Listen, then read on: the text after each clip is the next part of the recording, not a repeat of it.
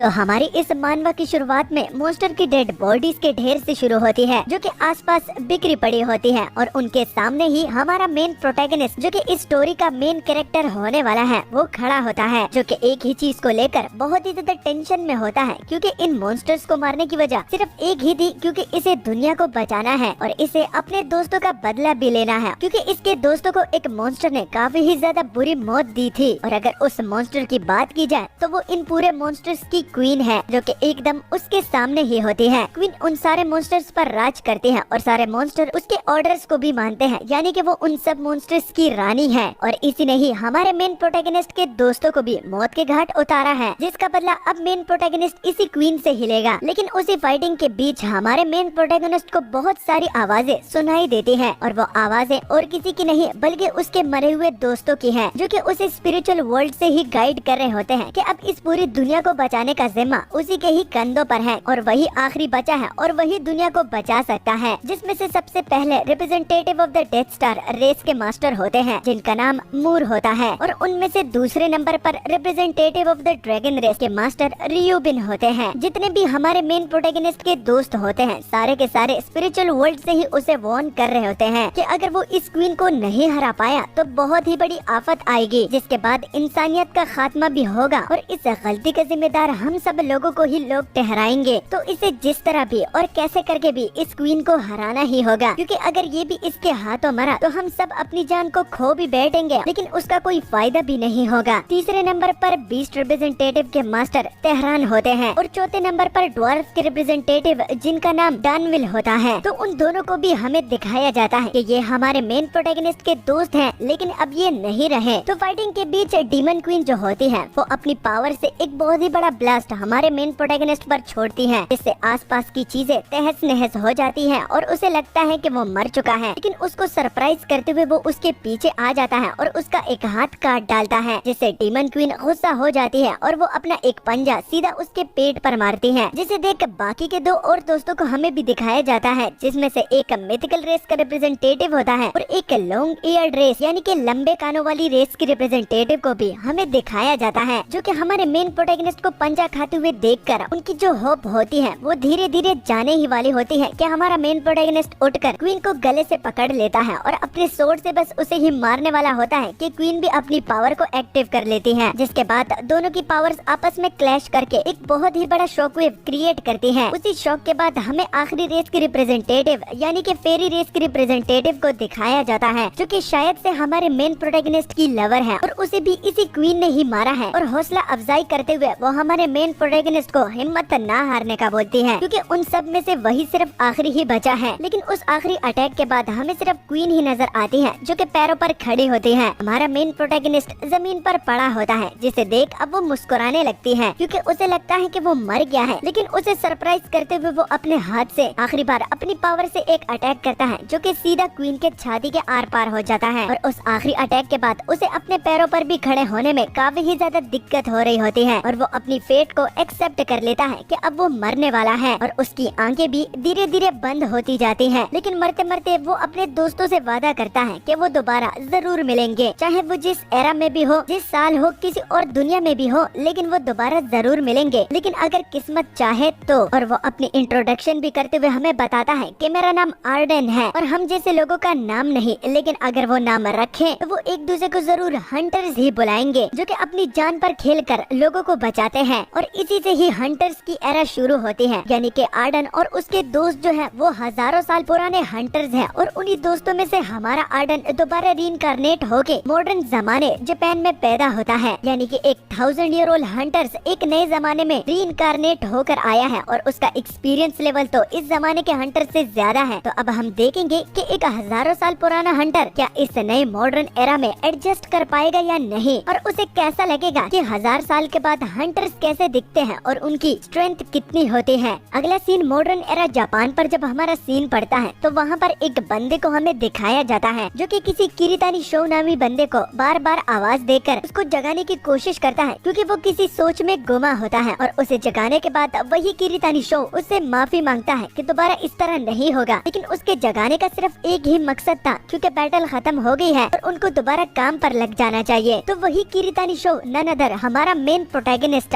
Garden है जो कि आज के जमाने को भी देखकर ये बता सकता है कि ये हंटर के जमाने में ही पैदा हुआ है, क्योंकि सामने उसे मॉन्स्टर्स दिख रहे हैं जिसका सामना कुछ लोग कर रहे हैं। उन्होंने अपने हाथों में शील्ड वगैरह और सोर्ड वगैरह को भी पकड़ा होता है, लेकिन इनका फाइटिंग स्टाइल पुराने तरीके से बहुत ही ज्यादा अलग है। और इन लोगों का नाम कोई रेस्क्यू टीम नहीं बल्कि हंटर्स है। उसके हिसाब से हजारों साल गुजर गए हैं, लेकिन हंटर्स को अपनी रिस्पॉन्सिबिलिटी याद है कि उनको क्या करना है और क्या नहीं। लेकिन उसी बीच वही दोबारा बंदा हमारे शो को काम पर जल्दी से लगने का बोलता है, क्योंकि अगर बॉस ने उसे इस तरह बिना काम के देख लिया तो वो बहुत ही ज्यादा गुस्सा करने लगेंगे। तो उसी बीच एक बंदे की चिल्लाने की आवाज भी आती है जो कि अपने ही बंदों पर काफी ही ज्यादा गुस्सा कर रहा होता है। और वो बंदा और कोई नहीं बल्कि उनका बॉस होता है, जिसके बारे में शो के दोस्त ने उसे बताया था कि अगर बॉस ने उसे बिना काम के देख लिया तो वो और भी ज्यादा गुस्सा करने लगेंगे। और अभी के लिए ये जो सिर्फ चिल्ला रहे हैं तो ऐसा कह सकते हो कि ये सिर्फ उसकी गुस्से की स्टार्टिंग है। बॉस की इंट्रोडक्शन में वो ब्रेव गिल्ड से होते हैं और वो एक कैप्टन की पोजीशन में भी है और उनका नाम कोमोन दाय है। कोमोन दाय खुद भी एक कैप्टन है। उनको हंटर पर इतना ज्यादा गुस्सा नहीं आता, लेकिन फिर भी उनकी पर्सनैलिटी खड़ूस है, क्योंकि वो बिला वजह स्कैवेंजर से बहुत ही ज्यादा नफरत करते हैं। और हमारा शो इस लाइफ में एक स्कैवेंजर का काम करता है। हाँ, आपने बिल्कुल ठीक सुना। पास्ट लाइफ में ये एक बहुत ही ज्यादा पावरफुल हंटर हुआ करता था, लेकिन इस लाइफ में ये एक स्कैवेंजर का काम करता है, क्योंकि यहाँ पर एक चीज के बारे में उसने सुना था कि अवेकन होने के बाद ही हंटर की पावर को वो इस्तेमाल कर सकता है, जो कि पास्ट लाइफ से थोड़ा सा तो अलग है, लेकिन वो अवेकन होने तक इंतजार कर ही लेगा। स्कैवेंजर यानी कि फील्ड में जितने भी मरे हुए मॉन्स्टर्स हैं, तो उनमें से कुछ चीजों को कलेक्ट करना जिसको वो बाद में वो बेच सकते हैं। तो इस तरह ही के लोगों को स्कैवेंजर्स बुलाते हैं। अगली सुबह हम अपने मेन प्रोटैगनिस्ट को सुबह जॉगिंग करते हुए देखते हैं और उसने आज न्यूज में देखा कि अवेकनिंग आखिर किस चीज को कहते हैं। न्यूज रिपोर्टर्स और टीवी प्रोग्राम से उसे अवेकनिंग के बारे में थोड़ा बहुत पता चला है कि जब एक बंदा अपनी ही पोटेंशियल को खुद अपने आंखों से देख पाता है कि वो किस लेवल पर है, तो उसे ही अवेकनिंग कहते हैं। यानी कि खुद की एबिलिटी को खुद अपने आंखों से देख पाना अवेकनिंग का एक साइन है। हालांकि उनको ये नहीं पता कि बाय फोर्सली इनको कैसे अवेकन कर सकते हैं। तो अभी के लिए अवेकनिंग पर उनके साथ सिर्फ इतनी ही रिसर्च है, लेकिन इस सुबह जॉगिंग का ये मतलब नहीं है कि हमारा शो अवेकन हो चुका है। वो इसलिए कर रहा है क्योंकि पास्ट लाइफ में वो सुबह सुबह इसी तरह ही रिचुअल करता था और उनके जमाने में ऐसा स्टेटस विंडो कुछ भी चीजें नहीं हुआ करती थी जिससे आपका रैंक भी डिटरमिन्ड हो, क्योंकि जिस जमाने से वो था तो वहाँ पर सिर्फ स्ट्रेंथ ही मैटर करती थी। और उस जमाने में स्ट्रेंथ के मैटर में किरीतानी शो से कोई भी ज्यादा ताकतवर नहीं हुआ करता था। लेकिन अगर वो इस लाइफ में देखे तो अभी तक वो अवेकन ही नहीं हुआ, लेकिन फिर भी उसे अपने ट्रेनिंग के रिचुअल्स याद है, तो वो उसे बार बार दोहराता है। हालांकि वो अभी तक अवेकन भी नहीं हुआ है। स्टिक को उठाकर अपनी सोर्ड की प्रैक्टिस भी करता है और ये नहीं कि मजाक मजाक में यहाँ वहाँ स्टिक घुमा रहा है, बल्कि असल सोर्ड ट्रेनिंग जो कि उसने उस जमाने में सीखी थी तो उसी को ही दोबारा और बार बार रिपीट कर रहा है। तो उसी बीच पीछे से हमारे शो को कोई आवाज देता है और वो और कोई नहीं बल्कि वही बंदा है जो कि डंजन की रेड में हमारे शो के साथ था और अभी उसका नाम रिवील करके हमें रेन बताया जाता है, जो कि बैठ के हमारे शो से पूछता है ठीक है वो ट्रेनिंग इसलिए ही कर रहा था क्योंकि वो एक हंटर बनना चाहता है। तो जवाब में शो बताता है कि हंटर बनना आसान भी नहीं है, पर उसे नहीं पता कि वो एक हंटर बनेगा या नहीं। हंटर बनना कहने की बातों से बहुत ही ज्यादा अलग होता है, लेकिन फिर भी अगर उसे मौका मिला तो वो एक हंटर जरूर बनेगा। रेन शो की इस बात को तो समझ लेता है, लेकिन यहाँ पार्क में ट्रेनिंग करना तो उसे वो एक फ्रेंडली एडवाइस देता है कि वो अपनी ट्रेनिंग की जगह को चेंज कर ले, क्योंकि यहाँ पर लोग उसका मजाक भी उड़ा सकते हैं। और वहीं पर ही दूर एक बच्ची अपनी माँ से बोल रही होती है कि ये बड़ा भाई तो छोटी स्टिक से खेल रहा था। तो अब जबकि हमारा शो इस दुनिया में रीइंकार्नेट होके आया है, तो उसे जब हंटर बनने के फायदे पता चले तो वो उसे देख काफी ही ज्यादा शॉक हो गया था, क्योंकि उसके हिसाब से इस जमाने के हंटर्स को कुछ ज्यादा ही रिस्पेक्ट दी जाती है। वेल्थ,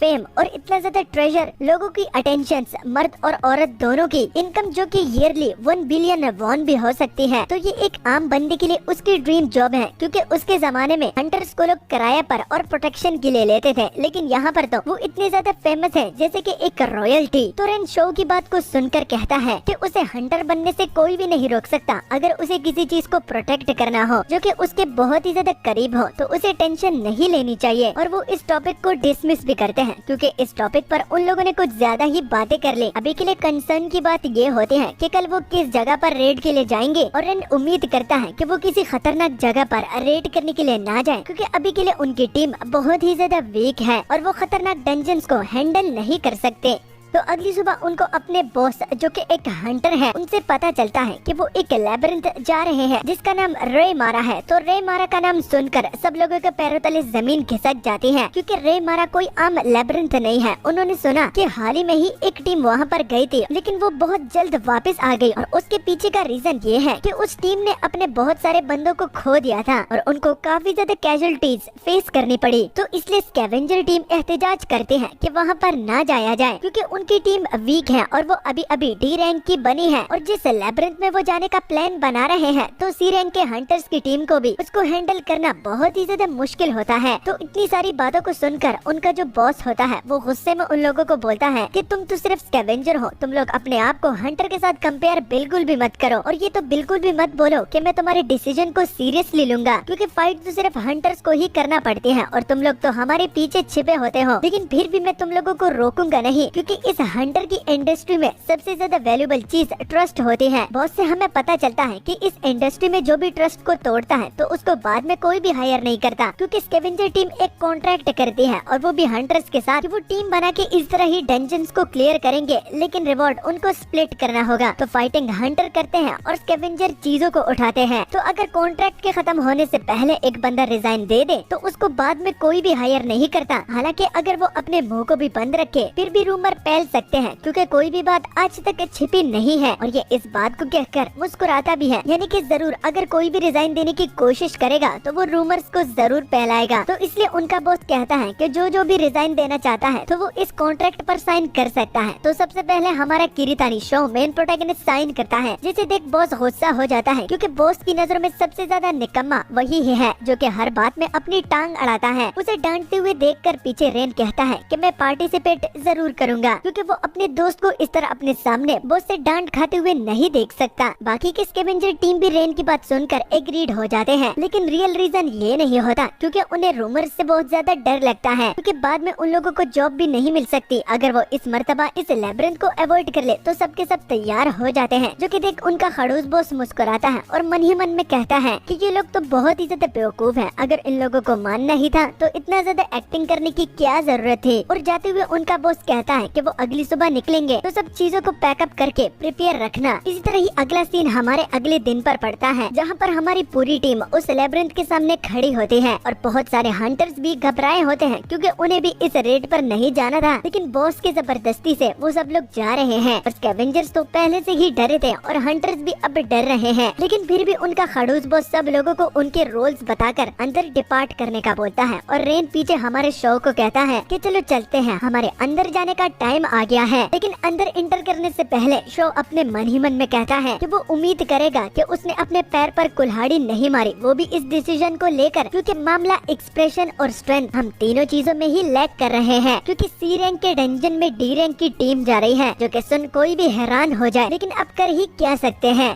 अगले सीन में हमारी टीम लैबिरिंथ में इंटर कर जाती है और लैबिरिंथ में इंटर करने के बाद वो लोग कुछ बहुत ही ज्यादा अजीब और गरीब चीजें नोटिस करते हैं, क्योंकि उन लोगों ने जितने भी रूमर्स इस लैबिरिंथ के बारे में सुने थे कि ये कैसा दिखता है और इसमें क्या क्या चीजें उन लोगों को देखने को मिल सकती हैं, तो वो उनसे कहीं ज्यादा अलग है। यानी कि रूमर से ये लैबिरिंथ कहीं ज्यादा अलग है, जो कि एक बहुत बड़ी मुसीबत आगे बन सकती है। और कैजुअलिटीज को अवॉइड करने के लिए सबसे पहले ये बात हमें बॉस को ही बतानी चाहिए, लेकिन बीच में ही उसकी दोस्त उसको रोक लेती है और कहती है कि इस बात का कोई भी फायदा नहीं होगा, क्योंकि अगर हम बॉस को ये बता दें तो वैसे भी वो नहीं रुकने वाले और न ही वापस जाने वाले हैं। और अगर हम ये बात को सीधा सीधा जाकर मुंह पर बताए तो आजकल उनका मूड बहुत ज्यादा खराब रहता है। तो बताकर अगर हमें सिर्फ डांट ही पड़नी है तो इससे अच्छा हम चुप ही रहे। और वैसे भी अगर हम दोनों इतनी ही ज्यादा टेंशन ले रहे हैं तो हमें नहीं लेनी चाहिए, क्योंकि अगर बॉस हमें यहाँ पर लेकर आए हैं तो उन्हें जरूर लगता होगा कि वो इसको हैंडल कर पाएंगे। तो इसलिए हमें टेंशन लेने की जरूरत नहीं है, हमें सिर्फ ऑर्डर्स को फॉलो करना है, बाकी हमारे बॉस खुद संभाल सकते हैं, जो कि असल में एक बहुत ही बड़ी गलती है। हंटर्स और मेजेस के फेसेस को देखकर स्कैवेंजर टीम भी समझ जाती है कि कुछ न कुछ तो गड़बड़ है। रेन हमारी किरीतानी शो को बताता है कि जरूर कुछ गड़बड़ है और किरीतानी शो पहले से ही समझ गया कि गड़बड़ तो है, क्योंकि उनके फेस एक्सप्रेशन से साफ साफ दिख रहा है कि जरूर कुछ न कुछ तो गड़बड़ है। और उसे वैसे ही शक होने लगता है कि ये लोग इस लैबिरिंथ को कुछ और समझ रहे थे और ये कुछ और निकला, तो इसी वजह से ही ये लोग बहुत ही ज्यादा टेंशन में है। तो उसी बीच हमारी जो हंटर शॉर्ट रेंज टीम होती है उनको सामने से किसी चीज के चलने की आवाज सुनाई देती है, जो कि उन्हीं की तरफ ही आ रही है, जिसे सुन हमारा जो बॉस होता है वो अपनी टीम को फाइट करने के लिए रेडी करवाता है और उन लोगों को सावधान करता है क्योंकि फाइट बस स्टार्ट ही होने वाली है। लेकिन अंधेरी की वजह से उन लोगों को कोई भी चीज नजर नहीं आ रही होती। लेकिन जब चीज नजर आती है तो वो एक ही बग मॉन्स्टर होता है। निकलता सिर्फ एक है लेकिन उसके पीछे लाखों की तादाद में बग मॉन्स्टर्स होते हैं, जिन्हें देख हमारे पीछे जितने भी शॉर्ट रेंज के हंटर आर्मी होती है वो डर जाती है, क्योंकि उन्होंने कभी ये एक्सपेक्ट नहीं किया था कि उन लोगों को इतनी जल्दी फाइट करनी पड़ेगी। फाइट की तो उन लोगों को समझ में आती है, लेकिन इतनी ज्यादा तादाद और वो भी एनिमीज की, तो इससे वो लोग बहुत ही ज्यादा घबरा रहे होते हैं। तो अपनी टीम को होश में लाने के लिए और उनकी घबराहट को दूर करने के लिए वो एक बग मॉन्स्टर को मारकर ये बात साबित कर देते हैं कि अगर साइज इनका बड़ा हो और तादाद इनकी ज्यादा हो, लेकिन है तो ये सिर्फ बग ही, इनको कुचला जा सकता है और इनको मारना इतना मुश्किल भी नहीं है। तो इसलिए अगर बकवास खत्म हो गई हो तो फाइट को जल्दी ज्वाइन करो। अगर तुम्हें पैसे चाहिए तो तुम्हें ये फाइट करनी ही होगी, वरना तुम्हें पैसे नहीं मिलेंगे। तो दोबारा उनका बॉस उन पर पीयर प्रेशर डालकर उनको मौत के घाट उतार देता है, क्योंकि उन बेचारों लोगों को क्या पता कि उन लोगों के साथ आगे क्या होने वाला है। जिसके बाद मॉन्स्टर्स और हंटर्स के बीच बहुत ही बड़ी घमासान फाइट शुरू हो जाती है। स्कैवेंजर टीम सिर्फ पीछे ही रहेंगे, क्योंकि मौका मिलते ही वो चीजों को कलेक्ट करने के लिए मैदान को साफ करेंगे और जो चीज बेचने के काबिल हो तो उसी को ही सिर्फ उठाकर अपने बैग्स में डालेंगे। लेकिन उन बग मॉन्स्टर्स की तादाद इतनी ज्यादा होती है कि स्कैवेंजर टीम के साथ साथ टैंकर्स भी बेबस हो जाते हैं। टैंकर्स का इन फाइट में कोई भी रोल नहीं है, क्योंकि ये मॉन्स्टर्स इतने ज्यादा पावरफुल भी नहीं है, लेकिन तादाद के मामले में ये बहुत ज्यादा है। तो टैंकर्स को ये लोग घेर लेते हैं और उस टीम के टैंकर्स भी इनकी तादाद को देखकर बहुत ही ज्यादा डरे हुए होते हैं और उनको समझ नहीं आ रही होती कि उन लोगों को आगे स्टेप क्या उठाना चाहिए। तो टैंकर्स की मदद करने के लिए और स्कैवेंजर्स की मदद करने के लिए एक आर्चर अपने फायर ब्लास्ट के एरो को सीधा उन मॉन्स्टर्स पर फेंकता है, जिससे एक बहुत ही बड़ा धमाका होता है और उनमें सारे के सारे बग मॉन्स्टर्स मर जाते हैं। और सामने जितने भी बग मॉन्स्टर्स को हंटर संभाल रहे थे तो उन लोगों को भी शॉर्ट रेंज के हंटर्स ने मार डाला है और उनकी ये पहली फाइट खत्म हो गई है। लेकिन पहली फाइट में ही उन लोगों की हवा टाइट हो गई है और थक चुके हैं, लेकिन वो इस बात को देखकर रिलीफ फील कर रहे हैं कि पहली फाइट खत्म हो गई है और कोई कैजुअल्टीज इनको फेस करनी नहीं पड़ी। लेकिन उसी बीच सामने से मिड बॉस आ जाता है, जिसे देख उनके होश उड़ जाते हैं, क्योंकि कुछ ही सेकंड्स हुए हैं कि पहली फाइट को उन लोगों ने खत्म किया है और मुसीबत को और भी ज्यादा करने के लिए मिड बॉस उन लोगों के ठीक सामने ही है। उनका बॉस दोबारा उन लोगों को फाइट करने के लिए रेडी करवाता है, क्योंकि ये टाइम रेस्ट करने का नहीं है, क्योंकि लैब्रिंथ का मिड बॉस उन लोगों के ठीक सामने ही है। लैब्रिंथ का जो मिड बॉस होता है उसके साथ एजिलिटी और स्पीड और स्ट्रेंथ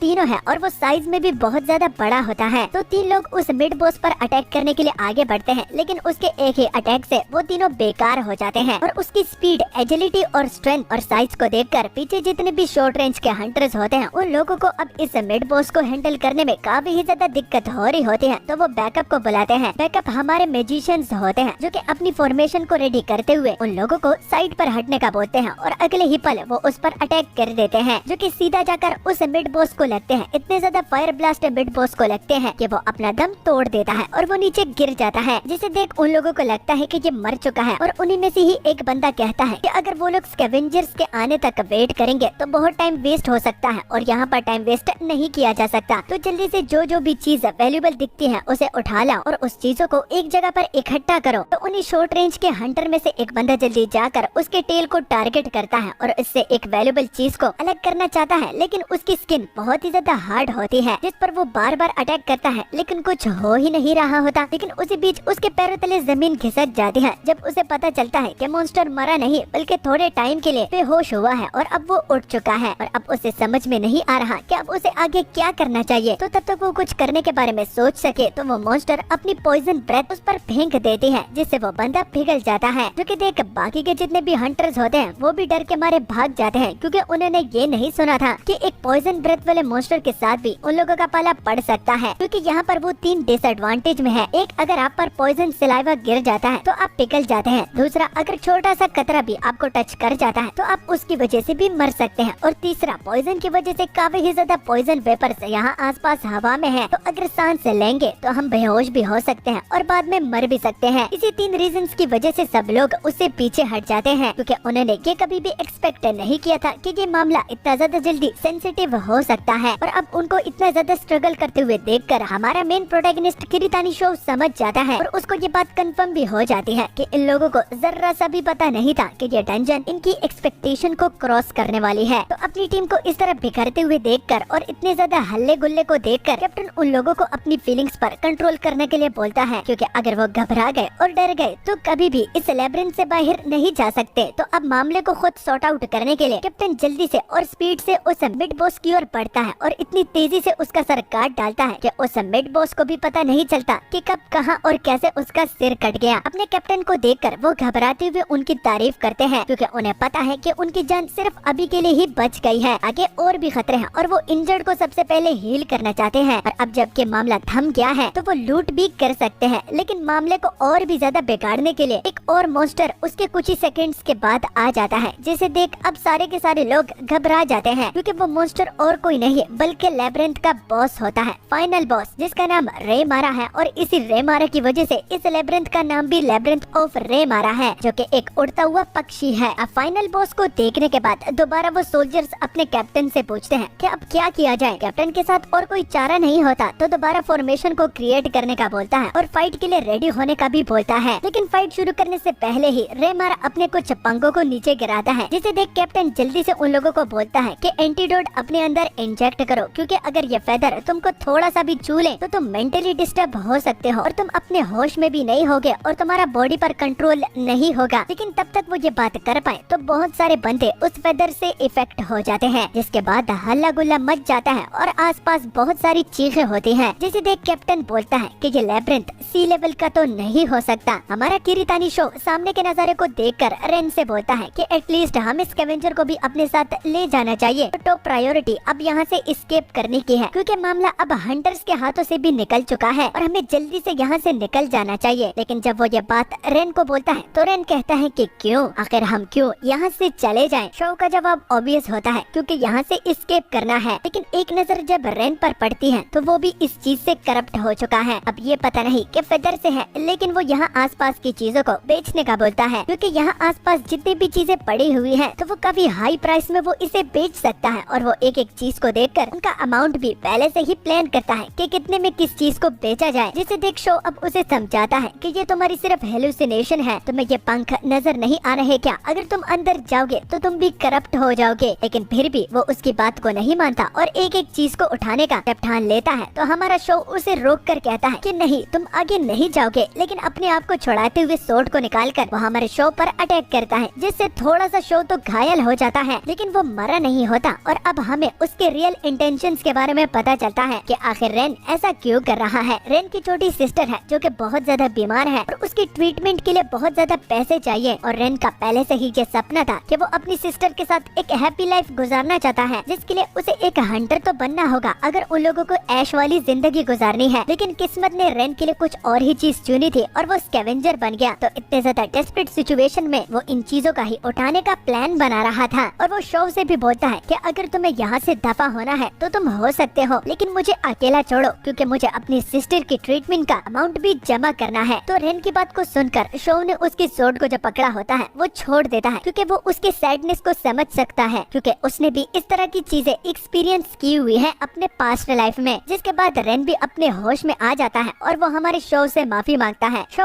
उसे टेंशन ना लेने का बोलता है और कहता है कि सबसे टॉप प्रायोरिटी अब यहाँ से भाग निकलने का है, तो चलो जल्दी से यहाँ से भाग निकलते हैं। लेकिन उसी बीच रेन को कुछ नजर आता है जिससे वो बहुत ही ज्यादा कांपने लगता है। शो को उसके फेस एक्सप्रेशन से लगता है कि ये अभी भी रेमारा के चंगुल में है। लेकिन शो को साइड पर करके रेन सामने खड़ा हो जाता है और अगले ही पल उसके बॉडी पर एक बहुत ही बड़ा स्ट्राइक पड़ता है, जिससे उसकी बॉडी से बहुत ज्यादा खून निकलता है और वो नीचे गिर जाता है और उसकी हालत पहले से और भी ज्यादा खराब हो गई है। शो को नजर नहीं आ रहा कि आखिर इस पर अटैक कौन कर सकता है। लेकिन अब टॉप प्रायोरिटी इसके बारे में सोचने का नहीं, बल्कि जल्दी से जल्दी इसे ट्रीटमेंट देने का है। लेकिन मुसीबत और भी ज्यादा खड़ी करने के लिए पीछे हमारा कैप्टन आ जाता है और ये काम ये कैप्टन नहीं किया है और उसे, क्योंकि वो यहाँ से किसी को भी भाग निकलने का मौका नहीं देगा, क्योंकि बाहर अगर कोई निकल गया और उन्होंने ये इन्फॉर्म किया कि कैप्टन की ही वजह से बहुत सारे लोगों ने अपनी जान खो बैठी है, तो वो बहुत बड़ी प्रॉब्लम में फंस सकता है। तो इसलिए वो सारे स्कैवेंजर और सबूतों को मिटाना चाहता है, जो कि सुन हमारा शो गुस्सा हो जाता है, क्योंकि पास्ट लाइफ में भी इसी तरह ही के कुछ लोग थे जिसको वो प्रोटेक्ट करना चाहता था। और रेन की बात को सुनकर कि वो भी अपनी छोटी बहन को प्रोटेक्ट करना चाहता है, लेकिन उसके लिए वो जिंदा नहीं रहा, तो वो बहुत ही ज्यादा गुस्सा हो जाता है, क्योंकि हजारों साल गुजर चुके हैं लेकिन अभी भी ऐसे कुछ लोग हैं जो कि अपने ही बंदों को मारना चाहते हैं। तो इसलिए इसी ही फसाद की जड़ को खत्म करने के लिए अब हमारा शो ठान लेता है कि आज या मैं जिंदा बचूंगा या फिर हमारा कैप्टन, लेकिन मैं इनको जरूर सबक सिखाऊंगा। दिखाऊंगा और इनको अगर मैंने मौत के घाट नहीं उतारा तो मेरा नाम भी शो नहीं, क्योंकि आज इस रेमारा के डंजन में ब्रेव गिल्ड के सी रैंक हंटर की मौत पक्की है।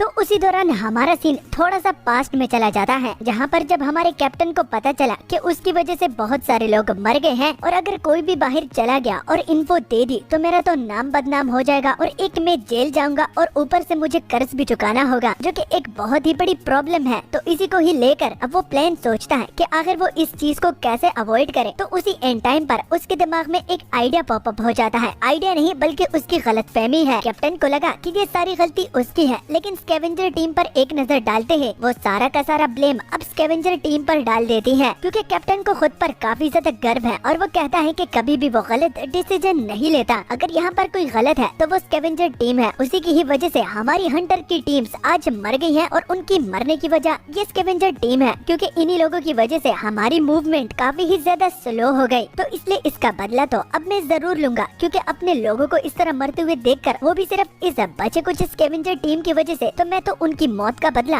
जरूर लूंगा। तो इसी ही गलतफहमी की वजह से वो सारे के सारे स्कैवेंजर टीम्स के लोगों को एक एक करके मारना शुरू हो जाता है। उनको भी समझ में नहीं आ रहा होता कि आखिर उनका कैप्टन उन्हें क्यों मार रहा है। तो उनमें से आखिर सिर्फ 2 लोग ही बचते हैं, जो कि रेन और हमारा मेन प्रोटैगनिस्ट किरीतानी शो होता है। किरीतानी शो की ओर एक मर्तबा नजर डालकर उसे अब वो दिल खोल के मारना चाहता है, क्योंकि वो एक ऐसा बंदा है जिसने काफी टाइम से उसके नाक में दम कर दिया है और उसे रास्ते से हटाने का ये सबसे सुनहरा मौका है। और वैसे भी वो उससे नफरत करता है, तो किसी को इसके बारे में पता भी नहीं चलेगा कि एक कैप्टन ने अपने सबऑर्डिनेट को मारा है। तो ये ठान करके वो किरीतानी शो को नहीं छोड़ेगा, तो उसको मारने के लिए तेजी से आगे बढ़ने लगता है। लेकिन किस्मत से हमारा रेन उसे आता हुआ देख लेता है और किरीतानी शो को साइड पर करते हुए वो अटैक के सामने खड़ा हो जाता है। लेकिन उस अटैक से वो काफी ही ज्यादा घायल हो जाता है, यहाँ तक कि वो मरने के बहुत ही ज्यादा करीब है। तो अब जबकि हमें पता चल चुका है कि कैप्टन ने ये सब कुछ क्यों किया, तो हमारा सीन दोबारा प्रेजेंट पर पड़ता है। प्रेजेंट में वो शो की हिम्मत की दाद देता है कि वो अपने कैप्टन से लड़ने के लिए तैयार हो रहा है, क्योंकि उन्होंने एक्सपेक्ट किया था कि ये बहुत ही ज्यादा डरपोक बंदा होगा और मेरे से लड़ते वक्त इसकी पैंट गीली हो जाएगी। लेकिन जोश और जज्बा देखकर वो उसकी थोड़ी बहुत तारीफ करने लगता है, लेकिन बाद में उसे फाइट करने से पहले ही वार्न कर देता है कि तुमने ये जो अपने हाथ में सोर्ड उठाई है तो ये कोई खिलौना नहीं है, क्योंकि हमारे स्टेटस में बहुत ही बड़ा डिफरेंस है। ऊपर से मैं एक हंटर हूँ और तुम एक स्कैवेंजर जो कि अभी तक अवेकन भी नहीं हुआ, तो तुम मेरा क्या ही उखाड़ लोगे। तो उसी बीच बातों में ही वो सामने से गायब होकर उसके पीछे आ जाता है और उस पर बस अपना अटैक लैंड करने ही वाला होता है कि कैप्टन अपना शील्ड निकाल के उसे ब्लॉक कर लेता है। कैप्टन उसकी स्पीड को देखकर हैरान हो गया है, क्योंकि एक स्कैवेंजर की स्पीड इतनी तेज कैसे हो सकती है। यहाँ पर कैप्टन हैरान है और वहाँ पर हमारा किरीतानी शो इस बात को लेकर टेंशन में है कि आखिर उसकी बॉडी उसके साथ कीप अप क्यों नहीं कर पा रही। यहाँ पर वो एक प्रॉब्लम को फेस कर रहा है, उसके साथ बहुत ज्यादा एक्सपीरियंस है और उसे सब चीजों के बारे में भी पता है कि फाइट कैसे करनी है, लेकिन उसकी बॉडी वीक है लेकिन उसका माइंड एकदम शार्प। तो माइंड तो बॉडी को सिग्नल्स भेज देता है, लेकिन बॉडी उसके माइंड के साथ कीप अप नहीं कर पा रही। तो यही इस फाइट में सबसे बड़ी प्रॉब्लम है और इससे वो मर भी सकता है। लेकिन अभी के लिए सबसे अच्छी बात ये है कि रेमारा अभी हमारी फाइट को एंजॉय कर रहा है, यानी कि अभी के लिए उसका अटैक करने का कोई भी प्लान नहीं है। तो मुझे सिर्फ कैप्टन पर ही फोकस रहना चाहिए और वो इस बात को इग्नोर नहीं कर सकता कि उनके कैप्टन ने अपनी सैनिटी को खो दिया है, यानी कि वो अपने दिमाग पर कंट्रोल खो चुके हैं। लेकिन फिर भी वो एक हंटर है, तो वो जरूर चौकन्ना रहेगा। इसके बाद हमारा शो डायरेक्ट कैप्टन पर अटैक करने के लिए आगे बढ़ जाता है और सबसे पहला अटैक वही करता है, लेकिन उसके अटैक को वो ब्लॉक करके दोनों के बीच एक घमासान फाइट शुरू हो जाती है। स्ट्राइक के बदले स्ट्राइक और ब्लॉक के बदले ब्लॉक, दोनों फाइट को जी जान से लड़ रहे हैं और दोनों में सिर्फ एक ही विक्टर होगा। आखिर में हमारा कैप्टन गुस्सा होकर उस पर अटैक तो करता है, लेकिन उसे शो डॉज करके पीछे तेजी से चला जाता है। शो की उसी प्रॉब्लम की वजह से वो फाइट को सही तरीके से नहीं लड़ पा रहा। उसका माइंड तो उसे डॉज करने का बोलता है, लेकिन उसकी बॉडी उसके मैसेज के साथ कीप अप नहीं कर पा रही। वो अपने ही सोचों में गुमा होता है कि सामने से उसे कैप्टन बोलता है कि एक स्कैवेंजर के लिए इस तरह की मूवमेंट इम्पॉसिबल है, आखिर ये तुम कैसे कर पा रहे हो। तो उसे इतना ज्यादा फ्रस्ट्रेटेड देखकर वो खुश हो जाता है, क्योंकि अब जबकि उसे पता चल चुका है कि फाइट वन साइडेड नहीं है, तो ये प्रेशर लेने लगा है और प्रेशर जितना बढ़ेगा तो उतनी ही अच्छी बात हमारे शो के लिए है, क्योंकि शो बैटल को कामली तरीके से हैंडल करता है और जहाँ तक कैप्टन की बात है तो अब उसका प्रेशर और भी ज्यादा बढ़ चुका है। तो यहाँ पर शो एक स्ट्रेटेजी के बारे में सोचता है और वो कैप्टन को और भी ज्यादा गुस्सा दिलाने के लिए उसे कहता है कि आपको क्या लगा कि मैं सिर्फ एक स्कैवेंजर हूँ, मुझे आपसे बहुत ही अच्छी स्वॉर्डमैनशिप आती है और अगर आप चाहते हैं तो मैं आपको टीच कर सकता हूँ, यानी कि मैं आपका मेंटोर बनने के लिए तैयार हूँ। तो आपकी क्या राय है? जो कि सुन कैप्टन गुस्से में बहुत ही ज्यादा स्ट्राइक्स उस पर भेजता है, जिसे हमारा शो काफी आसानी से डॉज तो करता है, लेकिन उसकी बॉडी पर छोटे छोटे कट्स लग जाते हैं और उसका ब्लड लॉस भी अब कुछ ज्यादा ही हो रहा है। और आखिरी अटैक को डॉज करने के बाद अब शो भी उस पर अटैक करने का ठान लेता है। शो बहुत ज्यादा अटैक करता है, लेकिन आखिर में एक ना एक तो उसे लगना ही था और वो लैंड कर जाता है, जो कि एक सक्सेसफुल अटैक होता है। और इसको और भी ज्यादा सक्सेसफुल बनाने के लिए वो उस पर बड़ी ही तेजी से अटैक करता जाता है और हर एक बॉडी पार्ट पर अब उसका कट लग जाता है, यहाँ तक कि उसके माथे को भी नहीं छोड़ता, उसके माथे पर भी कट लगा के उसे जख्मी कर देता है। और अब शो को इस अटैक से यकीन है कि इससे कैप्टन को बहुत ही ज्यादा गुस्सा आएगा और जैसा उसने बोला वैसा ही है। कैप्टन मन ही मन में इतना ज्यादा पागल हो रहा होता है कि उसे सूझ नहीं रहा कि वो आगे क्या करे, वो बस सिर्फ इसे मारना चाहता है, क्योंकि एक स्कैवेंजर एक हंटर को कैसे टक्कर दे सकता है, और वो भी किरीतानी शो के अटैक से इतना ज्यादा घायल, जो कि जब स्कैवेंजर भी था तब भी ये यूजलेस था, तो एक यूजलेस बंदा उसके साथ कैसे टक्कर ले सकता है। यही बात कैप्टन को रैम्पेज पर ले जाता है, जिससे वो अपनी सारी एबिलिटीज को एक्टिव करके गुस्से में आ जाता है और बड़ी ही स्पीड से किरीतानी शो पर अटैक करने के लिए आगे बढ़ जाता है। तो अब शो इस बात को इग्नोर नहीं कर सकता कि इसने अब जब के अपनी एबिलिटीज को एक्टिव कर लिया है तो इसकी स्पीड इतनी ज्यादा बढ़ चुकी है कि मेरी आंखें इसके साथ कीप अप नहीं कर पा रही, लेकिन फिर भी मुझे टेंशन नहीं लेनी चाहिए, क्योंकि मुझे पता है कि ये कहां से आने वाला है। अब आप भी कंफ्यूज हो गए होंगे कि इसकी आंखें ही इसके साथ कीप अप नहीं कर पा रही, तो इसको कैसे पता कि ये कहां से आने वाला है। तो ये सब का सब अगर पॉसिबल है तो उसके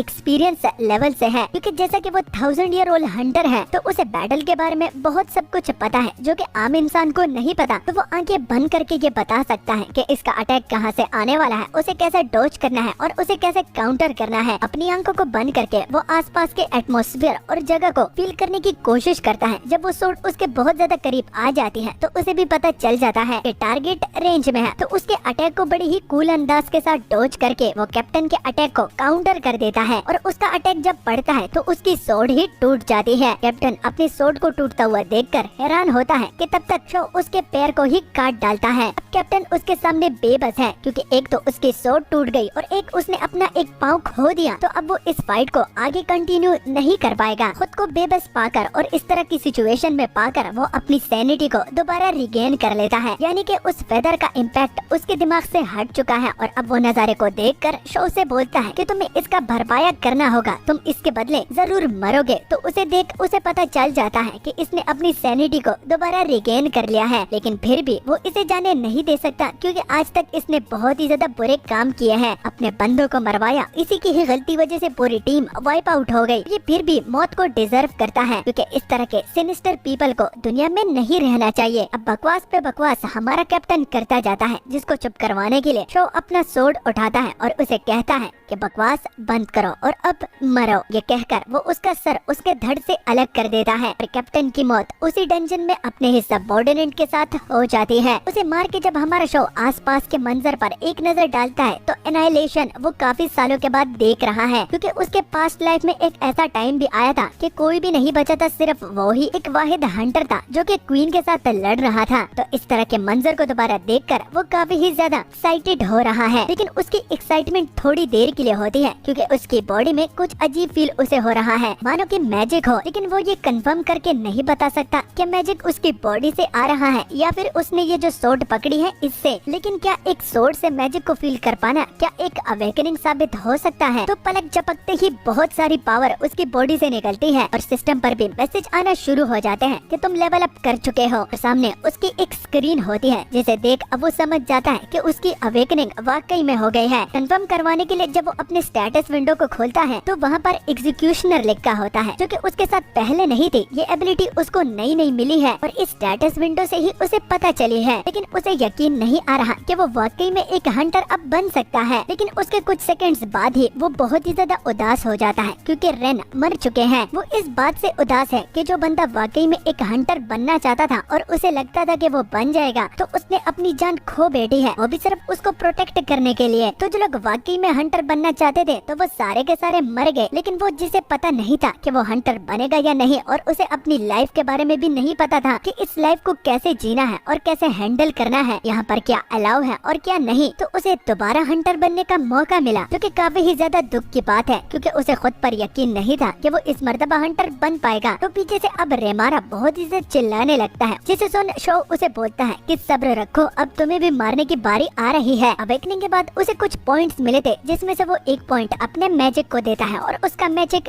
0 से 1 लेवल का हो जाता है, यानी कि वो अपनी पुरानी पावर को अब 1% इस्तेमाल कर सकता है, जिसे एक्टिव करके वो रेमारा से बोलता है कि मुझे अंडर एस्टिमेट करने की बिल्कुल भी कोशिश मत करना, क्योंकि मैं पहले जैसा नहीं रहा, मैं अब अपनी 1% पावर का इस्तेमाल कर सकता हूँ। तो चलो अब इस फाइट को शुरू करते हैं और तुम्हें जल्दी से जल्दी मौत के घाट उतारना भी तो है। अपना एक पॉइंट सिर्फ एक मैजिक को देने के बाद अब उसे सब कुछ समझ में आ गया है कि इस दुनिया में ये माना इस तरह क्यों काम करता है। सिर्फ 1% में अपनी पावर का इस्तेमाल कर सकता हूँ, और अवेकन होने के बाद मानो मेरे दिल से वो सारी घबराहट ही दूर हो गई हो, यानी कि जो टेंशन मुझे पहले हो रही थी अपने कैप्टन के साथ लड़ने में, तो अगर अवेकन होने के बाद कैप्टन मेरे साथ लड़ते तो उन्हें तो मैं टुकड़े टुकड़े कर देता। अब अपनी माना को कंट्रोल भी तो करना है, क्योंकि अगर वो इसी तरह ही इधर उधर फ्लो करती रही तो वो बहुत सारी माना को वेस्ट भी कर रहा है। तो अपने बेसिक माना कंट्रोल का मेथड जब अप्लाई करता है तो इससे वो माना को कंट्रोल कर लेता है। और अब हमारा किरीतानी शो फाइट करने के लिए तैयार है, और अटैक करने से पहले वो अपने मोमेंटम को बरकरार करता है और सोर्ड को बड़ी तेजी से और माना के पावर को उसके साथ मिलाते हुए उस रेमारा की तरफ फेंक देता है। वो इतनी तेजी से रेमारा के बगल में गुजरती है कि रेमारा को पता भी नहीं चलता कि कब उसे जख्मी करके पीछे चली गई, और उसके गुजरने के कुछ ही सेकंड्स के बाद रेमारा को अपना दर्द फील होने लगता है और वो दर्द से बहुत ही ज्यादा तेज चिल्लाने भी लगता है, जिसे देख हमारा शो कहता है कि इतने छोटे अटैक से इतनी ज्यादा तेज चीखें, लगता है कि तुम इतने ज्यादा स्ट्रॉन्ग भी नहीं हो जितना तुम्हें लोग समझते हैं। ये कहते हुए वो इतनी तेजी से बढ़ता है कि वो उस सोर्ड को भी उठा लेता है और रेमारा को पता भी नहीं चलता। और अब इस मर्तबा जब वो रेमारा पर अटैक करता है तो उसके दोनों पंखों को ही काट डालता है, जिससे रेमारा नीचे गिरने लगता है, लेकिन उसे बहुत ही ज्यादा दर्द भी हो रहा होता है। जिसे देख शो दोबारा बोलता है कि हाँ, वैसे भी मौत का कुछ भी पता नहीं चलता, मौत एक इंस्टेंट में आती है, और बंदे को जब मार गिरा तो उसे पता भी नहीं चलता। लेकिन अब उसे पूरी तरह फिनिश करने के लिए उसे माना चाहिए, तो वो आसपास माना को अपनी बॉडी में कलेक्ट करता है, और जब वो कलेक्ट कर देता है तो पलक झपकते ही उसकी स्पीड और भी ज्यादा तेज हो जाती है, और वो इतनी जल्दी रेमारा तक पहुंच जाता है कि गिरने से पहले ही मिड एयर में उस पर एक दोबारा अटैक करता है, जिससे शो रेमारा को 2 हिस्सों में कर देता है। और इसी तरह सिर्फ अपने 1% पावर का इस्तेमाल करके उसने एक लैब्रिंथ के बॉस को हराया है, जिसको पूरी की पूरी टीम भी नहीं हरा पाई। हमारे मेन प्रोटैगनिस्ट किरीतानी शो ने सिर्फ 1% पावर का इस्तेमाल करके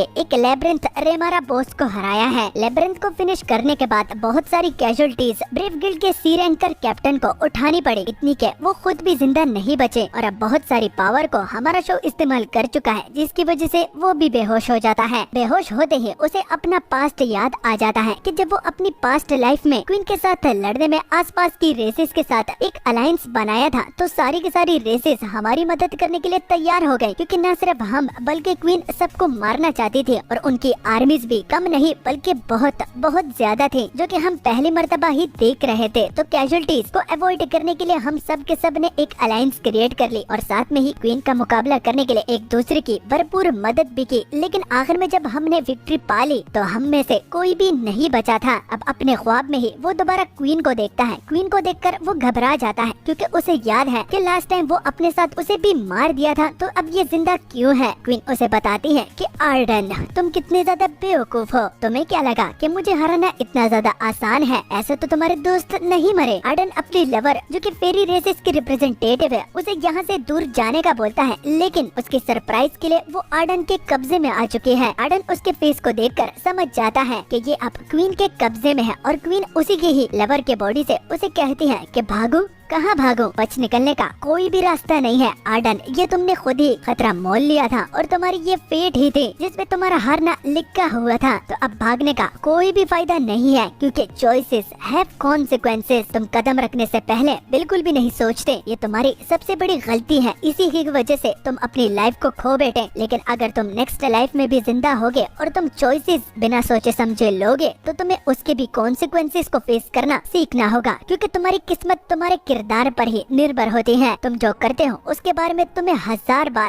बार नहीं बल्कि लाखों बार सोचना होगा, वरना जैसे कि तुमने पहले सब लोगों को खोया तो इस मर्तबा भी हिस्ट्री अपने आप को दोबारा रिपीट करेगी अगर तुम सोच समझ के कदम नहीं लोगे। तो क्वीन की वार्निंग सुनने के बाद हमारे मेन प्रोटैगनिस्ट की आंख खुल जाती है, लेकिन इस मर्तबा वो अपने आप को अपने घर भी नहीं और ना ही उस लेबिरिंथ में पाता है, बल्कि अपने आप को एक हॉस्पिटल में पाता है, जिसमें वो खुद को अकेला नहीं बल्कि अपने साथ एक और बंदे को भी पाता है। वो बंदा पूरे 3 दिन के लिए हमारे मेन प्रोटैगनिस्ट के लिए इंतजार कर रहा था, क्योंकि हमारा मेन प्रोटैगनिस्ट कोमे में चला गया था। अब उठते ही खुद के बारे में नहीं बल्कि अपने टीममेट्स के बारे में हमारा शो उस बंदे से पूछता है, जो कि देख वो बंदा इससे बहुत ही ज्यादा इम्प्रेस हो जाता है, क्योंकि ये एक राइचियस बंदा है, क्योंकि खुद की फिक्र में नहीं है बल्कि दूसरों की फिक्र ले रहा है, जो कि एक ट्रू और ट्रस्टेड टीम मेंबर का एक साइन है। वो बंदा शो को उसके नाम से ही बुला रहा होता है और उसे पता नहीं कि इसका नाम क्या है, तो वो उसका नाम जब पूछता है तो वो हमारे शो को एक कार्ड दे देता है और कहता है कि इसमें पूरी डिटेल लिखी हुई है और तुम मुझसे फिर बाद में कांटेक्ट कर सकते हो। तो टीम के बारे में जब हमारे मेन प्रोटैगनिस्ट ने उस बंदे से पूछा तो जवाब में उसे सुनने को मिलता है कि पूरी की पूरी टीम अनाइलेट हो गई है, यानी कि जब तक उन लोगों को खबर मिली कि अब तक वो टीम बाहर नहीं आई और जब मेडिकल टीम वालों ने अंदर सर्च करने के लिए आगे तो सिर्फ तुम ही बचे थे। जब वो रेन के बारे में पूछता है तो वो बंदा कहता है कि अभी के अभी मैंने तुम्हें बताया कि पूरी की पूरी टीम अनाइलेट हो गई है, सिर्फ तुमको ही डॉक्टर्स बचा सकते थे और बाकी लोगों को बचाना एकदम इम्पॉसिबल हो गया था। तो अब जबकि उसके डाउट्स क्लियर हो गए तो अब मेन मुद्दे पर बात करने की बारी है। वो बंदा शो को बताता है कि जब कोमा में थे तो तुम्हारे सारे दोस्तों का फ्यूनरल भी हो गया, लेकिन मैं जो मेन रीजन के लिए यहाँ पर आया हूँ तो वो इस चीजों से रिलेटेड नहीं बल्कि तुम्हें किसी चीज के बारे में इन्फॉर्म करने का था कि तुम बहुत ही ज्यादा लकी हो। जिस लेबिरिंथ में तुम लोग गए थे और तुम्हारा कैप्टन तुम्हें ले गया था तो वो बी रैंक की है। तुम लोगों को शायद तुम्हारे कैप्टन से पता ना चला हो, लेकिन तुम्हारे कैप्टन की किस्मत दिन ब दिन खराब होती जा रही थी। ये सुन के शो पूछता है कि दिन ब दिन से तुम्हारा क्या मतलब था। तो उस बंदे से शो को पता चलता है कि कैप्टन के सर पर बहुत ही ज्यादा कर्ज था और उसी कर्ज को चुकाने के लिए वो तुम लोगों को अपने साथ इस लेबिरिंथ में ले गया और उसे पता था कि इसकी डिफिकल्टी कितनी ज्यादा है, लेकिन फिर भी अपने कर्ज को चुकाने के लिए वो बहुत सारे लोगों को मार गया। तो अगर तुम्हें इसके अलावा और भी कुछ पता हो और इस बात को सुनने के बाद तुम्हारे दिमाग में और कोई बात आ रही है तो तुम मुझे बता सकते हो। लेकिन इस बात को सुनकर शो गुस्सा होता है। उसे कुछ याद तो नहीं आता, लेकिन जरूर अगर उसे कुछ याद आ जाए तो वो उसके साथ कांटेक्ट करेगा। ये कहकर वो उस बंदे को फारिग कर देता है और वो वहाँ से चला जाता है। उसके जाने के बाद जब वो इन सब चीजों के बारे में सोचता है तो उसका दिमाग इस चीजों के साथ कीप अप नहीं कर पा रहा और वो कहता है कि आखिर ये क्या हो गया, क्योंकि सब के सब उस घमंडी और खड़ूस कैप्टन की वजह से ही मरे हैं और मेरी अवेकनिंग भी उसी टाइम ही होनी थी। अब अवेकनिंग का बोलकर उसे याद आ जाता है कि वो तो अवेकन भी हो चुका है। तो हॉस्पिटल से डिस्चार्ज होने के बाद वो इस अवेकनिंग के बारे में भरपूर जानने की कोशिश करेगा। तो साथ में ही हमारा शो काफी ही ज्यादा बोर होने भी लगता है। तो जब टीवी को ओपन करता है तो ट्रेंडिंग न्यूज में एक लड़की को हमें दिखाया जाता है जो कि बेन गिल्ड की वाइस लीडर, और वो लड़की जो कि अवेकन होते ही उसको 4 एबिलिटीज मिली है और वो जापान की वाहिद एसएस रैंक की हंटर भी है। उसी को ही लेकर सब लोग उसके चर्चे ही कर रहे होते हैं और उस लड़की का नाम आओकी सोरा सान होता है। आओकी के रैंक को देखकर जब वो अपने रैंक को देखता है तो उसका रैंक E- होता है और ऊपर से जो उसके साथ एबिलिटी है वो एग्जीक्यूशनर है, यानी कि ये एक ऐसी एबिलिटी है जो कि सिर्फ एक नहीं बल्कि मेरे साथ ही है और ये एबिलिटी सिर्फ विलन्स पर ही काम करती है, यानी कि ईवल बंदों पर, जैसे कि हमारा कैप्टन उसी के साथ फाइट करते वक्त ये एक्टिव हो गई थी। लेकिन उस वक्त मैं इसे नोटिस नहीं कर पाया, लेकिन आसपास अगर मेरे कोई ईवल बंदा हो तो मैं ये एबिलिटी जरूर उस पर ट्राई करूंगा। लेकिन अभी के लिए वो जिस चीज के लिए बहुत ही ज्यादा टेंशन ले रहा है तो वो उसका रैंक है। उसका रैंक E- जो कि उसको बिल्कुल भी शोभा नहीं देता और अब जबकि वो हंटर बन चुका है तो वो अपने रैंक और लेवल को भी बढ़ाएगा। लेकिन डिस्चार्ज होने के बाद जो सपना उसने देखा वो भी काफी ज्यादा इंटरेस्टिंग है। एक तरफ अवेकन हो जाओ और दूसरी मर्तबा तुम एक ऐसा सपना देखो जो कि इस चीज के साथ मिलता जुलता हो, तो ये काफी ही ज्यादा इंटरेस्टिंग है। लगता है हेवेंस ने मुझे एक दूसरा चांस दिया है। अगले दिन के सीन में रिसेप्शन से अपनी रिसीट लेने के बाद वो डिस्चार्ज हो जाता है और बाहर आकर हमें शो से पता चलता है कि अब तक वो जितनी भी चीजों को देखता आ रहा है उसे लगा कि ये मीनिंगलेस है, क्योंकि एक हंटर जो कि अपने फुल पावर को इस्तेमाल नहीं कर पा रहा, दूसरा वो किसी को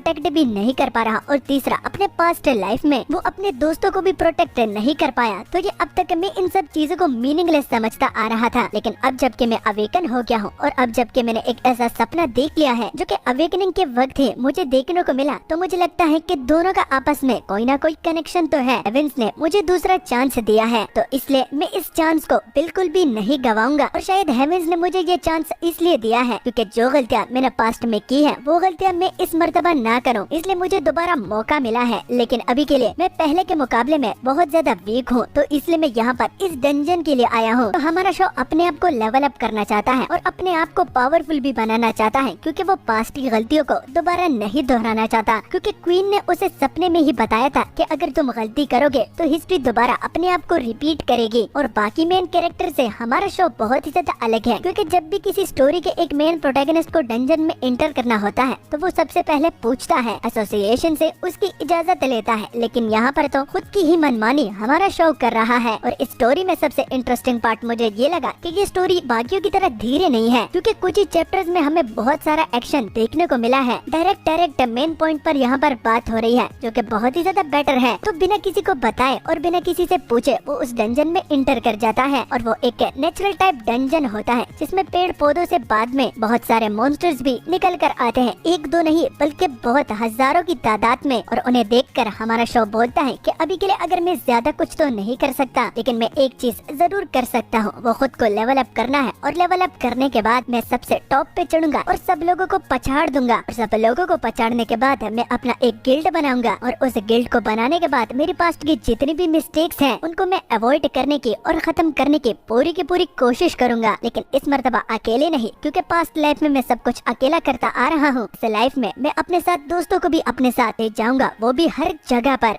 उसी बीच हमारा सीन कट होकर एक हॉस्पिटल पर पड़ता है, जहाँ पर हम एक पेशेंट को देखने वाले हैं। और वो पेशेंट हमारा मेन प्रोटैगनिस्ट नहीं बल्कि एक लड़की होती है, और उस लड़की का नाम इगावारा इरिसान होता है। इगावारा इरिसान का कोई भी पेरेंट नहीं होता, और जो चेकअप उसको अभी करना है उसके लिए उसके पेरेंट्स जरूर चाहिए होंगे। और अगर उसके पेरेंट्स नहीं तो फिर अपने ब्रदर्स या फिर किसी गार्डियन को भी बुला सकती है। और उसके ट्रीटमेंट के लिए किसी ने एक क्रिस्टल को भी खरीदा होता है। लेकिन जब नर्स आती है और उसका नाम जब अपने लिस्ट पर देखती हैं, तो हमें नर्स से पता चलता है कि इगावारा इरिसान का ब्रदर अभी हाल ही में ही एक डंजन की रेड में मरा है। हाँ, आप लोगों ने बिल्कुल ठीक सुना, यही इगावारा इरिसान हमारे रेन की सिस्टर है, जिसके लिए वो इतनी ज्यादा मेहनत कर रहा था। और वो नर्स बस उसे बताने ही वाली होती है कि उसका भाई अभी हाल ही में ही एक रेड में मरा है। लेकिन पीछे एक दूसरी नर्स आकर उसे टाइम पर रोक लेती है और उसके बिहेवियर के लिए वो माफी भी मांगती है। लेकिन आज या कल इरिसान को ये बात पता लगनी ही है, या फिर टीवी से या फिर किसी बंदे से। तो वही दूसरी नर्स उसे प्यार से बताती है कि इरिसान हाल ही में ही एक रेड में तुम्हारे भाई की डेथ हो गई है। लेकिन वो इस बात को सुनकर शॉक नहीं होती, क्योंकि उसे पहले से ही टीवी पर पता चल चुका था। और वो उसके बदले में उस नर्स से कहती है कि मुझे कुछ मीठा खाना है। लेकिन उस नर्स को पता है कि इसके दिल पर क्या गुजर रही होगी। एक इसके तो पेरेंट नहीं है, और दूसरा जो इसका भाई था जो कि इसके लिए सब कुछ प्रोवाइड करता था, अब वो भी नहीं रहा, तो इस बेचारे का क्या होगा। तो अब हमें इरी अपनी डिजीज के बारे में बताती है कि आखिर क्यों वो इस हॉस्पिटल में एडमिट है, और उसका भाई उसके लिए इतनी ज्यादा मेहनत क्यों कर रहा था। तो इसको माना एलर्जी थी। अगर आसान और शॉर्टकट में वो बताए तो जब से ये डंजन अपीयर होना शुरू हो गए और लोग अवेकन होना शुरू हो गए, तो आसपास एटमॉस्फेयर में भी बहुत सारा माना होता है। तो इसी की वजह से आम इंसान जो कि कभी भी अवेकन नहीं हो सकता, तो इस तरह के एटमॉस्फेयर में सांस लेना उसके लिए बहुत ही ज्यादा प्रॉब्लमेटिक है, इतना कि वो मर भी सकता है। तो यही एलर्जी हमारे इरी को है। लेकिन कन्वीनियंट की बात ये है कि उसके ट्रीटमेंट के लिए एक क्रिस्टल को लाया गया है, जो कि वाकई में हैरान करने वाली बात है। तो उसी बीच साइड पर टीवी में एक ट्रेंडिंग न्यूज चल रही होती है, वो भी और किसी को लेकर नहीं बल्कि आओकी सोरा सान को लेकर, जिसके बारे में न्यूज रिपोर्टर बताते हैं कि ये टॉप 1 जापान की एसएस रैंक हंटर है, और साथ में ये बेन गिल्ड की वाइस लीडर भी है। तो इतने कम ओवर में आओकी सान ने इतनी ज्यादा अचीवमेंट्स पा ली है, तो ये तो हर एक लड़की का ड्रीम होगा। हर एक लड़की का नहीं बल्कि हर एक हंटर का, क्योंकि हर कोई आओकी को एडमायर करता है, और उसकी पावर के लेवल को देखकर कोई भी डर जाए और कोई भी उससे पंगा लेने के लिए तैयार नहीं होता। यहाँ पर न्यूज रिपोर्टर आओकी को लेकर बहुत ही ज्यादा एक्साइटिंग है और वहाँ पर इरी के साथ एक और बच्चा आ जाता है जो कि इतना ज्यादा एक्साइटेड होता है कि तेजी से चीखकर हमारी इरी को भी डरा देता है और उसकी एक्साइटमेंट को देखकर लगता है कि ये एक फैन बॉय है। वो आओकी को देखकर इतना ज्यादा एक्साइटेड होता है कि वो इरी से कहता है कि जब वो बड़ा होगा और जब अवेकन होगा तो वो बैन गिल्ड को जरूर ज्वाइन करेगा क्योंकि इसमें आओकी सो रहा है। जिसे सुन इरी उसे बताती है कि ठीक, लेकिन इसको होने में काफी ज्यादा सालों लग सकते हैं और सबसे पहले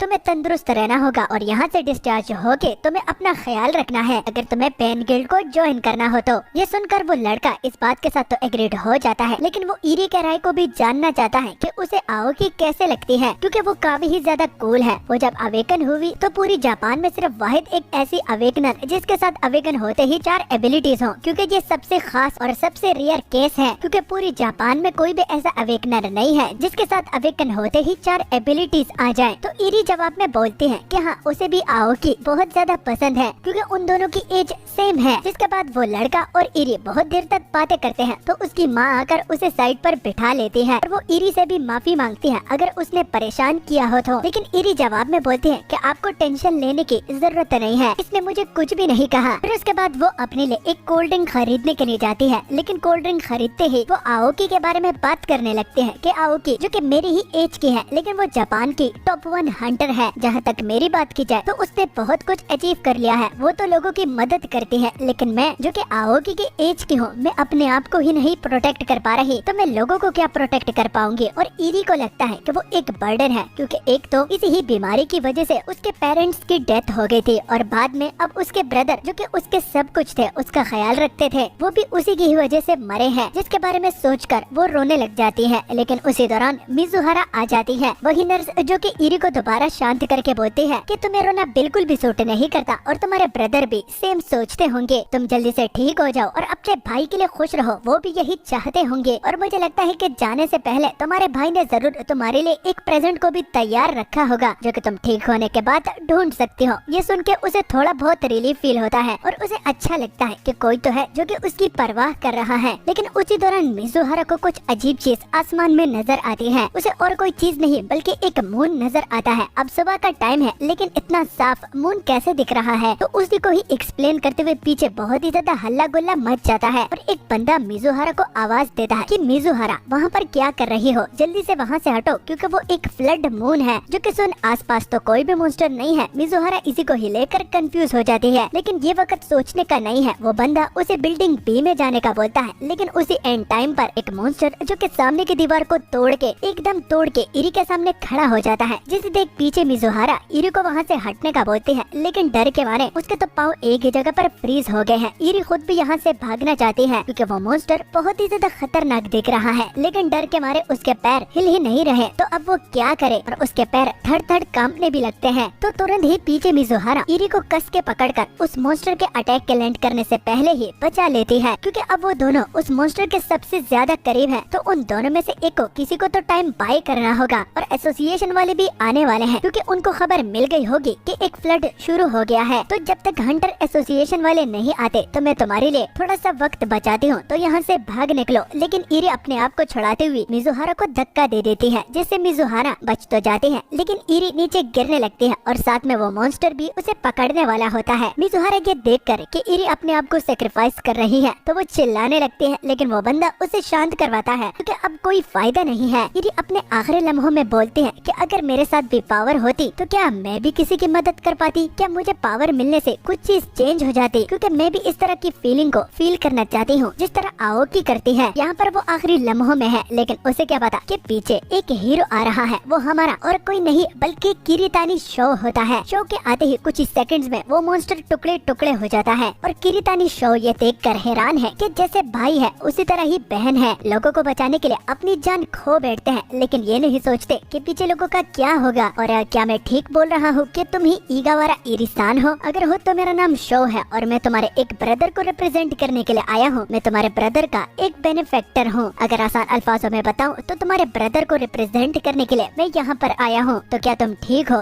तो इरी अपने सामने शो को देखकर काफी ही ज्यादा हैरान हो जाती है और अब उसे सब कुछ समझ में आ गया है कि जो प्रेजेंट मुझे मिजुहारा बता रही थी तो वो प्रेजेंट मेरे सामने ही है। मेरे भाई का बेनिफेक्टर जो कि मेरे भाई को रिप्रेजेंट करने के लिए यहाँ पर आया है, तो शायद से मेरे भाई ने इसको मेरे लिए पीछे छोड़ा है ताकि मैं उदास ना हूँ। तो मैं इस प्रेजेंट को देखकर काफी ही ज्यादा खुश हूँ, मानो कि मेरी पूरी टेंशन ही खत्म हो गई हो। इसके बाद हमारा सीन शिफ्ट होकर डेजर्ट एयरिंग डंजन पर जाता है, जहाँ पर हम सबसे पहले आओकी को पाते हैं। आओकी वहाँ पर एयरिंग डंजन में अकेले ही लड़ रही होती है और वहाँ पर जो सैंड मॉन्स्टर होता है उसे वो काफी ही ज्यादा आसानी से संभाल भी रही होती है। उस मॉन्स्टर के हर एक अटैक को आओकी बड़े ही आसानी से डोज करती है और अपने वेपन से उस पर लाइटनिंग स्ट्राइक कुछ ज्यादा ही करती है। और आओकी को इस तरह आसानी से लड़ता हुआ देखकर उसके पीछे जो दोनों दोस्त होते हैं वो आओकी के फाइटिंग पर नजर रखे होते हैं और उनको उसे देखकर बहुत ही ज्यादा मजा भी आ रहा होता है, क्योंकि जापान की सिर्फ वाहिद एक एसएस रैंक हंटर जो कि ए डंजन के मॉन्स्टर को भी अकेले संभाल सकती है। तो उन लोगों ने तो ये एक्सपेक्ट किया हुआ था और इसी ही की वजह से इसके बहुत ज्यादा एडमायर्स भी हैं। जापान में जितने भी हंटर्स हैं वो आओकी को एडमायर करते हैं क्योंकि उसकी स्ट्रेंथ बहुत ज्यादा है और अवेकनिंग होते ही इसके साथ 4 एबिलिटीज आ गई जो कि हिस्ट्री में कभी भी इस तरह नहीं हुआ। तो इसलिए ये पॉपुलर होने के साथ साथ बहुत ही ज्यादा स्ट्रॉन्ग भी है। अब ए रैंक डंजन को अकेला ही बंदा संभाल रहा है, ये तो उनको समझ में आती है, लेकिन आओकी ने उस मिड बॉस के मॉन्स्टर्स को इतनी जल्दी मार दिया कि अब बॉस की बारी है, जिसे देख वो हैरान होते हैं क्योंकि अभी आए हुए उनको इतना ज्यादा टाइम भी नहीं हुआ और अब बॉस से उनका पाला पड़ रहा है। तो अब डंजन बॉस बाकी मॉन्स्टर्स के मुकाबले में बहुत ही ज्यादा स्ट्रॉन्ग होता है और उसका साइज भी काफी ज्यादा बड़ा होता है। तो ये देखकर उसके पीछे जो दोनों टीममेट्स होते हैं वो आओकी की मदद करने के लिए रेडी हो जाते हैं, लेकिन आओकी उन दोनों की मदद लेने से मना करती है। वो कहती है कि वो इसे अकेले ही संभालेगी क्योंकि इस फाइट को लड़ने में उसे कुछ ज्यादा ही मजा आ रहा है और वो खुद एक्सपीरियंस करना चाहती है कि ए लेवल के डंजन में उनका बॉस कितना ज्यादा स्ट्रॉन्ग होता है। अब आओकी कुछ बोले और उसके टीममेट ना सुने तो आओकी का ऑर्डर मानकर वो साइड पर हो जाते हैं और अब आओकी और उस डंजन बॉस के बीच में काफी ही ज्यादा घमासान फाइट शुरू हो जाती है। तो फाइट में सबसे पहले स्ट्राइक हमारी आओकी ही करती है, जिसमें सबसे पहले लाइटनिंग स्ट्राइक वो उसके सीधा मुंह पर मारती है, जिससे उसे बहुत ही ज्यादा दर्द होता है और वो मॉन्स्टर दर्द के कारण रेत में दोबारा छिप जाता है। लेकिन इसका भी सॉल्यूशन आओकी के पास है क्योंकि वो अपने वेपन को दोबारा चार्ज करती है और सीधा रेत पर मारती है, जिसमें रेत में भी बहुत ही ज्यादा इलेक्ट्रिक शॉक्स आ जाते हैं। अब मैंने और आप लोगों ने तो ये जरूर साइंस में पढ़ा होगा कि रेत इलेक्ट्रिसिटी का एक बहुत ही घटिया कंडक्टर है और वो अच्छी तरह से इलेक्ट्रिसिटी को कंडक्ट नहीं कर पाता, लेकिन यहाँ पर आओकी की बात हो रही है। उसकी इलेक्ट्रिसिटी इतनी ज्यादा पावरफुल और भारी होती है कि वो उस रेत में हर जगह फैल जाती है और अंदर मॉन्स्टर को भी मार डालती है, जिसके बाद कुछ ही लम्हों की फाइट में हमारी आओकी जीत जाती है और ए लेवल का डंजन भी आओकी खुद ब खुद अकेले ही क्लियर कर लेती है। लेकिन मुसीबत को और भी ज्यादा बढ़ाने के लिए वहाँ पर डंजन का कोर आ जाता है, जिसके बाद एक तेज भूकंप आता है और वो लोग भी हैरान होते हैं कि अभी अभी तो हमने इसको हराया है और अब एक और मुसीबत। तो उनका स्नाइपर बोलता है कि जरा ऊपर देखो। तो ऊपर देखने के बाद वहाँ पर एक बहुत ही बड़ा विशाल डंजन का कोर होता है, जिसको हम फ्लड मून कह सकते हैं। तो मून को देखने के बाद आओकी की एक दोस्त बोलती है कि डंजन के कोर को तो कुछ बहुत ही ज्यादा डीप होना चाहिए था, ये यहाँ पर क्या कर रहा है। तो उनका स्नाइपर बोलता है कि जब भी डंजन चेंज होता है तो वो किसी को बताता नहीं और ना ही किसी को इन्फॉर्म करता है। तो अब मामला बिगड़ गया है और वो बहुत ही ज्यादा दूर है, तो अपने स्नाइपर की मदद से वो उस मून के कोर पर शूट करता है, लेकिन डिस्टेंस ज्यादा होने की वजह से उसका अटैक बिल्कुल काम नहीं करता और वो आओकी को भी बताता है कि मून बहुत ही ज्यादा दूर है, इसके और हमारे बीच के फासले में अगर हम इस पर अटैक भी करें तो वो ज्यादा इम्पैक्ट भी नहीं करेगा और ना ही पहुंचेगा। ये सुनकर आओकी अब प्लान बनाती है कि हमें जल्दी से अपनी लोकेशन को चेंज करना होगा। तो लोकेशन का सुनकर उन दोनों को कुछ समझ में नहीं आती, लेकिन आओकी समझ गई है कि एक फ्लड शुरू हो गया है क्योंकि डंजन क्रैक हो चुका है और वो रियल वर्ल्ड के साथ कनेक्ट हो गया है, जिसे देख अब वो बोलती है कि वैसे भी फ्लड शुरू होने वाला है तो ये जरूर यहाँ से बाहर आएगा और वैसे भी मैंने बाकी गिल्ड्स को भी इन्फॉर्म कर लिया है कि एक मून आया हुआ है और एक बहुत बड़ा फ्लड अब अर्थ पर आने वाला है। तो रेस्क्यू करने का जिम्मा हमारी आओकी उन दोनों को दे देती है और खुद जब वो दोनों पूछते हैं कि आप क्या करेंगी तो ऑब्वियस सी बात है कि वो उस मून को नीचे गिराएगी, जिसके लिए वो उस मून की तरफ काफी ही तेजी से बढ़ती है। हर तरफ इसी ही मून के चर्चे होते हैं और न्यूज रिपोर्टर्स भी वहाँ पर पहुँच जाते हैं, जिसमें हमें पता चलता है कि जब एक फ्लड शुरू होता है तो वो डंजन के अंदर ही होता है, लेकिन जब इस तरह की ब्रेकिंग हो जाती है और एक मून आ जाता है तो वो वर्ल्ड के साथ कनेक्टेड हो जाता है, जिसके बाद जितने भी मॉन्स्टर्स होते हैं वो अर्थ पर पर इन्वेट कर देते हैं और मून को भी साथ में प्रोटेक्ट करते हैं। तो अब अगली और हमारा सीन हमारे कीरीतानी शो पर जाता है, जिसको उस मून से बहुत ही ज्यादा माना फील हो रहा है, लेकिन इससे उसे कुछ भी फर्क नहीं पड़ता। अगर किसी को फर्क पड़ रहा है तो वो ईरी को हो सकता है। सिचुएशन को इग्नोर करने के बावजूद भी ईरी उससे पूछती है कि उसके ब्रदर उसके बारे में क्या हमेशा बोलते थे, क्योंकि ईरी को लगता है कि वो अपने ब्रदर पर भी एक बर्डन थी। लेकिन उसके जवाब में कीरीतानी शो बोलता है कि तुम्हारे ब्रदर तुम्हें कभी भी बर्डन नहीं समझते और ना ही वो तुम्हारी वजह से मरे हैं। तो अगर तुम्हें तुम्हारे सवाल का जवाब मिल गया है तो इसे एक मोटिवेशन की तरह ले लो और खुद को कभी भी मत कोसो। और हम अपनी बातों को तो कंटिन्यू रखेंगे, लेकिन उस चीज को एक्सटर्मिनेट करने के बाद, क्योंकि उससे तुम्हें काफी ही ज्यादा प्रॉब्लम हो सकती है। अब उस मून को एक्सटर्मिनेट करने के लिए हमारा कीरीतानी शो भी मैदान में उतर जाता है और जब आसपास पर हमारा सीन पड़ता है तो बहुत सारे मॉन्स्टर्स ह्यूमंस को काफी ही तेजी से मार रहे होते हैं। तो उस मून की तरफ बढ़ते बढ़ते हमें कीरीतानी शो से एक और बात भी पता चलती है कि इस दुनिया के लोग अपनी रैंकिंग सिर्फ अपने स्टैट्स की मदद से ही करते हैं। जिसके स्टैट्स ज्यादा होते हैं तो वो सबसे ज्यादा स्ट्रॉन्गेस्ट कहलाता है, लेकिन मेरी नजरों में जिस बंदे के साथ ज्यादा माना होता है तो वो सबसे ज्यादा स्ट्रॉन्गेस्ट होता है। तो अब जबकि हमारा कीरीतानी शो 1000 ईयर ओल्ड हंटर है और उसके साथ एक्सपीरियंस भी है, तो उसने एक बात को नोटिस किया है कि अगर वो अपने माना को इंक्रीज करेगा तो उसके स्टैट्स खुद ब खुद बढ़ेंगे और ये काफी ही तेजी से इम्पैक्ट भी करेगा, यानी कि वो कम टाइम में बहुत ही ज्यादा ग्रो कर पाएगा। और इस बात को उसने कंफर्म कैसे करवाया, तो वो एक हंटर के साथ जिसके स्टैट्स उससे बहुत ज्यादा थे, उसके साथ हमारे शो ने आर्म रेसलिंग की थी, जिसमें शो ने उस बंदे के हाथ को काफी ही तेजी से पटका था सिर्फ अपने माना को यूज करके। तो इससे ये बात उसके लिए कंफर्म हो गई कि माना ही सबसे ज्यादा मैटर करती है। जिसके बाद एक एक मॉन्स्टर को इग्नोर करके वो बड़ी ही तेजी से बिल्डिंग पे छलांगे मार मार के उस मून की ओर बढ़ रहा होता है और आखिर में सबसे ऊंची बिल्डिंग पर चढ़कर 29 पॉइंट्स अपने माना को देता है, जिससे उसकी माना इंक्रीज हो जाती है और वो बड़ी ही तेजी से उस मून की ओर छलांग मारता है, जो कि काफी ही ज्यादा ऊंची छलांग होती है। माना को इंक्रीज करने के बाद उसको अपनी बॉडी में काफी ही ज्यादा चेंजेस फील होते हैं, क्योंकि इस छलांग को ही देखो ये कितनी ज्यादा ऊंची है। और फिर उसके बाद अपनी सोर्ड में भी माना को ऐड करके और अपनी बॉडी का मोमेंटम बरकरार रखे वो अपनी सोर्ड को उस मून की तरफ काफी ही तेजी से फेंकता है। लेकिन फेंकते ही उसे काफी ज्यादा डाउट्स होते हैं कि क्या वो इसे रीच कर पाएगा, क्या उसकी सोर्ड जिसमें उसने अपने माना को भी ऐड करवाया है क्या वो उस मून तक पहुंच पाएगा। तो इसी को ही जानने के लिए हम इसकी स्टोरी आगे पार्ट 2 में कंटिन्यू करेंगे।